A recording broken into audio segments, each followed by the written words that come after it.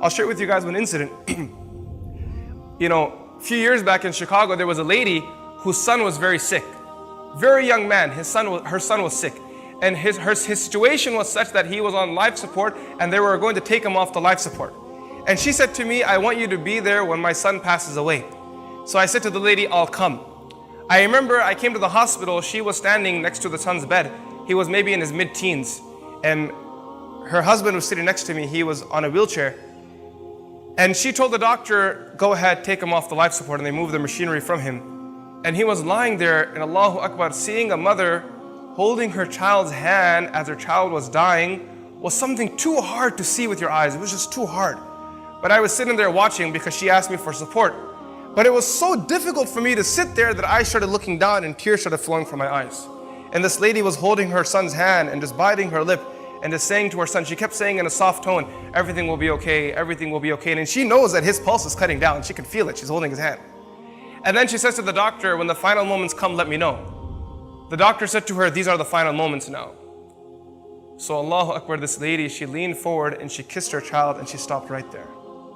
And she just stayed in that moment, that position there. She was just kissing her child until the child passed away. After the child passed away, I stood up to greet her. I said, Auntie, I apologize for not being able to give you the support at this tough moment because I was breaking down in tears myself. She said to me, son, I didn't invite you to give me support. For that I have Allah. I've learned that through the years. The only one you can rely on is Allah. However, the reason why I called you here is because I wanted you to be witness that I loved my son. See, a few weeks ago, my son and I had an argument. And he fell ill while we were in the state of that argument. I didn't get a chance to tell him how much I loved him. And then she said to me, Wallahi al-Azim, I swear by Allah, the day he was born, it was these hands that first brought him into the world. And I was the first one to hold him and I was the first one to kiss him.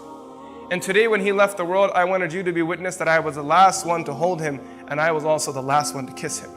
See, sometimes you forget about your connection, the heat of the moment, you get distracted. But can you ever break the relationship of a mother and a child? I mean, this mother is kissing her child after the child is dead. He's gone. He's left the dunya.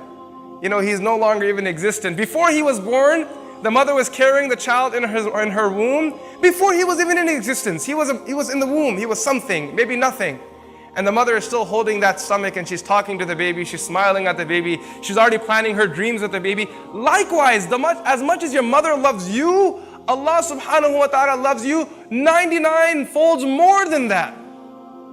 No matter how much your mother loves you, and there are mothers sitting here and they can't even express their love for their kids. They can't put it in words. It's impossible. It's one of those relationships, it's a feeling. It's, the Layla and Majnun couldn't express their love for each other. Romeo and Juliet couldn't express their love for each other. Ask any mother, can the love of Romeo and Juliet ever match your love for your child? And the mother will say, Romeo and Juliet are amateurs. We're the pros. And if you think you're the pros, Allah subhanahu wa ta'ala is beyond you. 99 folds more than that. إلهي